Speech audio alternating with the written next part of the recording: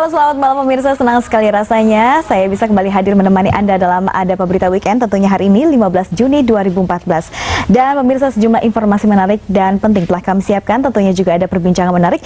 Di antaranya pemirsa, ini terkait dengan jumlah perokok di Indonesia yang semakin meningkat dan tidak terkendalinya produksi rokok di Indonesia. Pria perokok di Indonesia tercatat sebagai kedua tertinggi di dunia.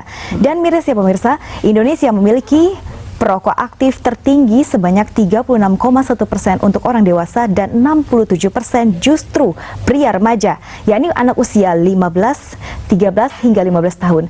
Dan untuk membahas hal tersebut, saya Siri Syarifah dan rekan saya. Dan saya Tia Resmi pemirsa, dan sudah ada Ibu Menteri di studio kita, Ibu Dr. Andes, Menteri Kesehatan, Dr.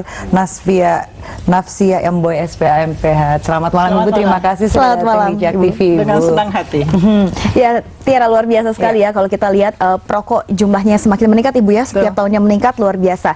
Nah, ini kita lihat apa sebetulnya program pertama yang dikerjakan dari Kementerian Kesehatan khususnya dalam menanggulangi maraknya perokok di Indonesia, terlebih lagi bagi anak-anak usia muda.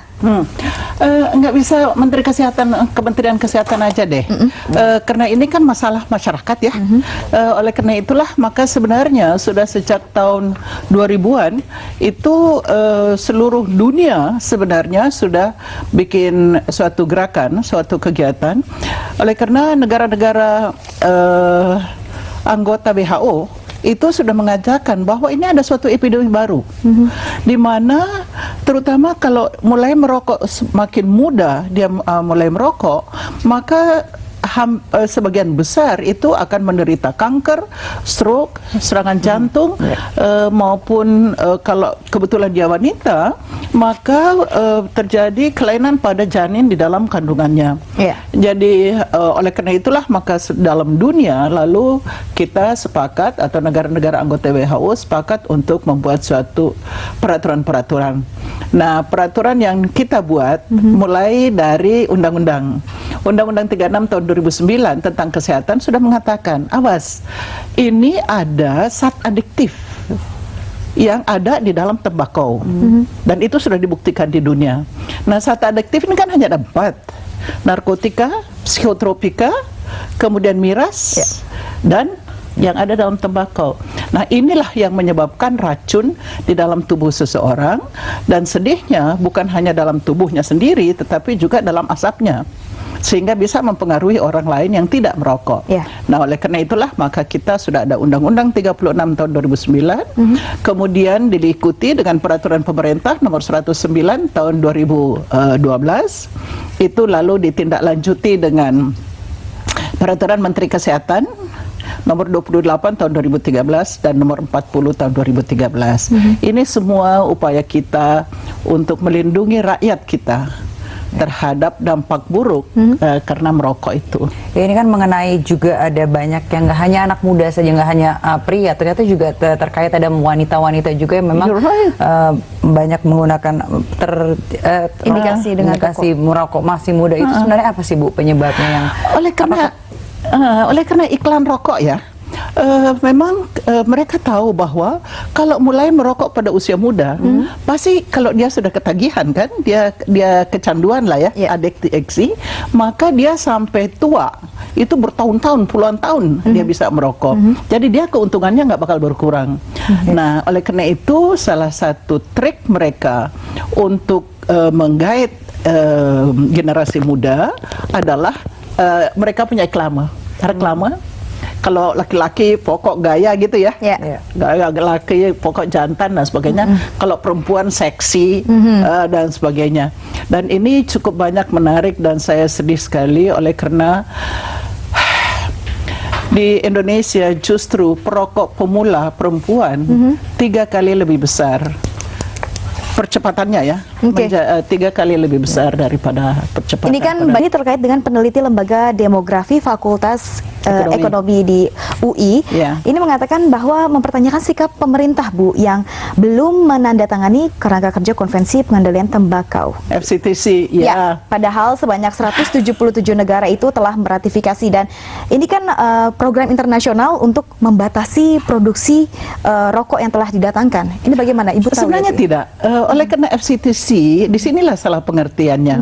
FCTC itu adalah suatu convention, kesepakatan internasional tentang kesehatan masyarakat. Bukan tentang produksi rokok, bukan tentang tata niaga rokok, bukan tentang cukai, sama sekali tidak.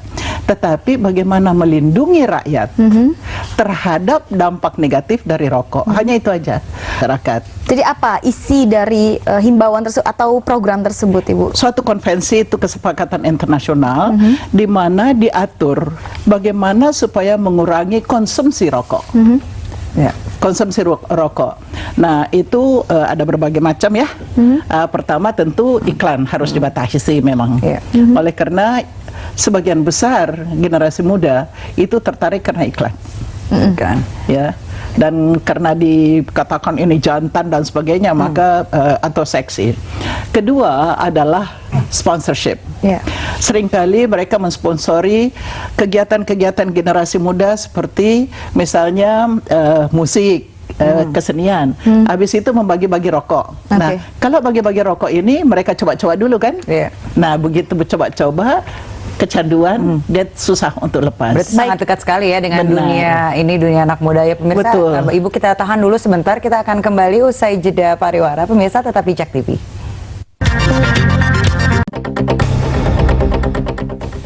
Terima kasih pemirsa, Anda masih bersama kami di Hadap Berita Weekend dan masih bersama dengan Ibu Menteri Kesehatan Republik Indonesia. Nah Ibu, ini kita lihat tadi Ibu sudah sebutkan juga beberapa peraturan pemerintah seperti yang Ibu katakan tadi, upaya-upaya untuk menekan jumlah perokok apalagi anak-anak usia muda. Upaya yang dilakukan salah satunya adalah dilarang merokok di kawasan tertentu. Dan ada sanksinya begitu ya Bu ya. Saya juga tahu sanksinya itu berupa uang yang cukup besar nominalnya. Namun kenyataannya realisasinya apakah berjalan Ibu? Nah, inilah. Jadi kawasan tanpa rokok ini selain dari undang-undang kesehatan, juga sebenarnya implementasinya itu dengan surat keputusan bersama antara Menteri Dalam Negeri dengan Menteri Kesehatan, di mana memang itu harus ditetapkan dengan suatu peraturan daerah. Dalam era otonomi daerah dan desentralisasi ini, maka kawasan tanpa rokok harus ditetapkan dengan peraturan daerah. Pada saat ini ada 117 kabupaten kota yang sudah punya peraturan daerah, tapi itu kan baru seperempat ya, seperempat dari jumlah kabupaten kota. Nah, kita harapkan bahwa semua kabupaten kota melakukan itu. Lalu bagaimana tindakan dari Pemprov sendiri, terutama dari pihak Menteri Kesehatan juga Mendagri yang tadi yang sudah menandatangani peraturan tersebut? Inilah sistem pemerintahan kita ya, bahwa ada peraturan daerah. Berarti pemerintah daerah lah yang berwenang untuk mengambil tindakan terhadap pengawasan, pembinaan maupun tindakan. Itu pemerintah daerah.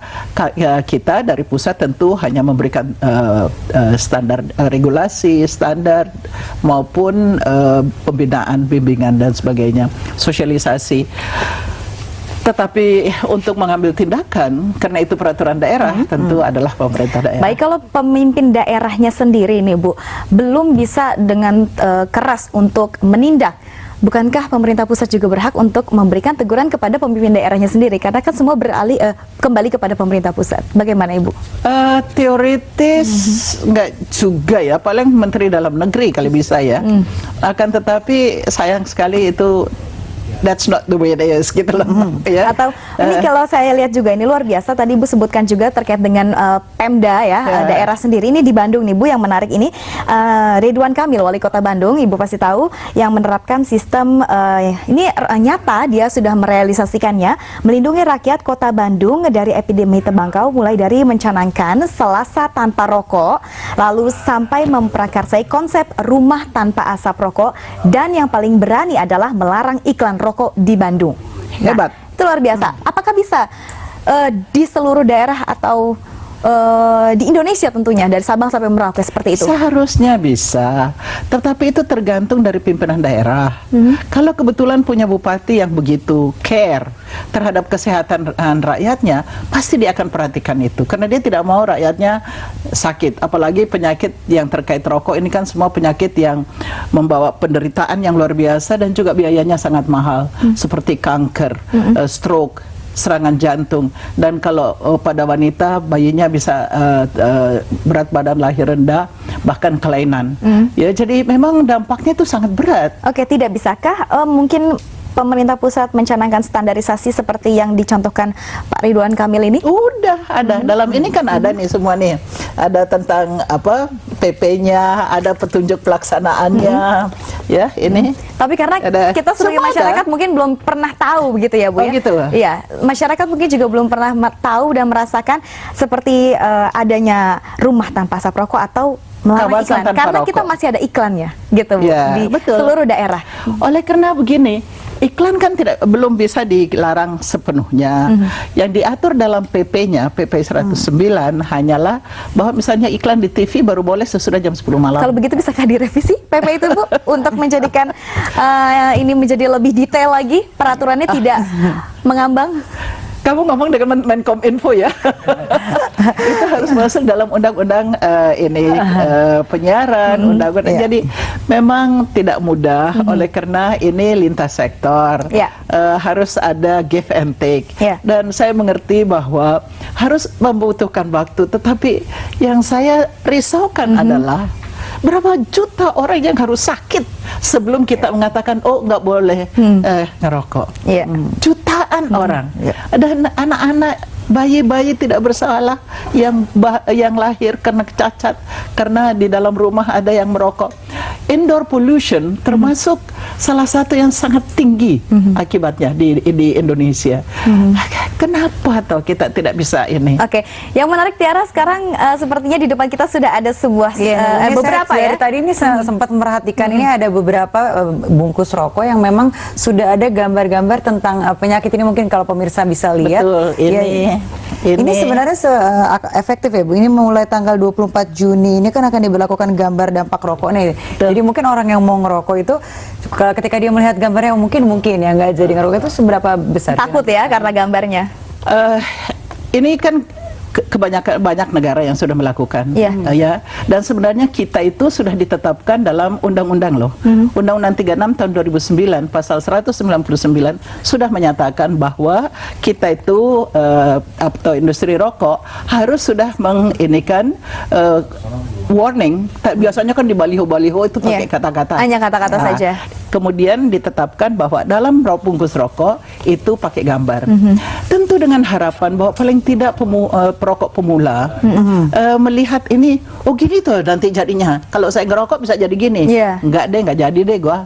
Jadi ini yang kita harapkan. Kita ingin melindungi generasi muda kita, ya seperti ini, ya. Dampaknya pada bayi baru lahir. Bayi baru lahir ya, akibat ibunya merokok. Ibunya yang merokok ya. Ibunya merokok. Kalau dia sudah lahir, biasanya karena di dalam rumah indoor pollution namanya, ada perokok-perokok di dalam rumah, sehingga paru-parunya nggak bisa berkembang. Jadi memang mereka minta, Ibu, apakah tidak bisa kami diberikan imbalan gitu ya dari industri rokok? Saya bilang industri rokok bilang, loh kan udah ditulis di situ, lo ngerokok salahmu dewe toh. Nah jadi disinilah kalau dari kita, dari pemerintah, terutama dari Kementerian Kesehatan, kami percaya akan hak setiap orang untuk mencapai derajat kesehatan setinggi-tingginya. Oleh karena itu kami terus-menerus mengingatkanlah dan menunjukkan contoh-contoh dari seluruh dunia. Ibu, jadi Kementerian Pendidikan dan Kebudayaan tentu kita harap mulai dari anak-anak sekolah, mulai dari gurunya. Guru masih banyak yang merokok ya. Sebenarnya itu sudah ada larangan, tidak boleh merokok, tidak boleh, itu kawasan tanpa rokok. Antara lain di mana ada anak-anak bermain, di mana anak-anak belajar. Tetapi masih ada juga guru yang merokok. Ini bagaimana Bu? Teguran seperti apa ya? Itu mesti dari jajarannya. Jadi kalau itu termasuk sekolah dari daerah, tentu pemerintah daerah. Jadi tidak selalu teguran, tetapi harus apa ya? Harus. Berarti denda 50 juta jadi tidak Bu kalau gitu? Ini di sini kan karena ada sebanyak-banyaknya denda 50 juta begitu Bu. Mungkin mereka pada shock juga kalau betul-betul didenda 50 juta Bu. Atau Kita menghimbau para bupati untuk melakukan ya. Ini menarik sekali pembicaraan tentang kawasan tanpa rokok dan juga iklan. Tapi kita harus jeda sebentar, Ibu. Pemirsa, kami akan kembali usai jeda pariwara. Jangan kemana-mana, tetap di CAK TV.